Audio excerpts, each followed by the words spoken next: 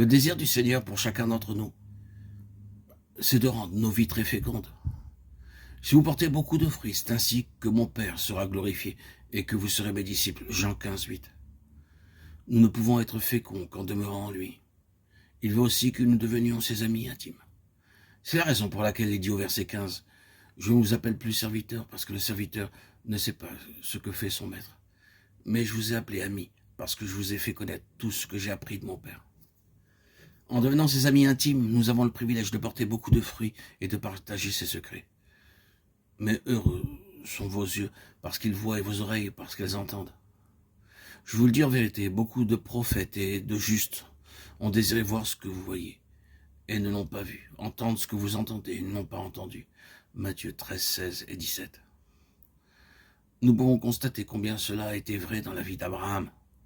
Dans 3 passages de la parole de Dieu, Abraham est appelé l'ami de Dieu, 2 Chroniques 27, Ésaïe 41, 8, Jacques 2, 23. Après avoir traversé 20 ans d'épreuves, Abraham a reçu une foi forte et active, et il est devenu l'ami de Dieu, Romains 4, 18, 22. Il avait alors 99 ans et sa femme était également âgée. Abraham croyait que Dieu allait lui donner ainsi qu'à sa femme une force nouvelle pour leur accorder un fils. Cette foi le rendit juste à tout jamais. Si nous voulons devenir, nous aussi, des amis de Dieu, nous devons avoir une foi forte, active et vivante. À cet effet, nous devrons aussi traverser de nombreuses périodes d'épreuves. Abraham est devenu juste aux yeux de Dieu, et il est devenu son ami.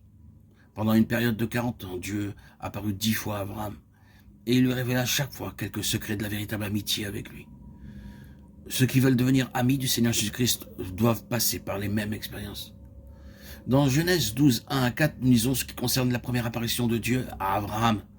Il lui demanda de quitter son pays et sa famille et de se rendre au lieu qu'il lui montrerait. Abraham ne soupçonnait point où il allait se rendre et ce qui lui arriverait, mais il obéit à Dieu sans aucune hésitation et quitta le pays. Il devait être entièrement libéré de ses anciens liens afin d'apprendre à entendre la voix de Dieu et de le suivre partout. Nous devons également être préparés à vivre une vie de séparation dès le début de notre vie chrétienne, être libérés des amitiés, des relations et des associations du monde. Nous devrions devenir entièrement nouveaux, comme nous le voyons dans 2 Corinthiens 5, 17, 18. Si quelqu'un est en Christ, il est une nouvelle créature. Les choses anciennes sont passées.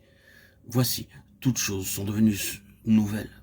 Et tout cela vient de Dieu, qui nous a réconciliés avec lui par Christ et qui nous a donné le ministère de la réconciliation.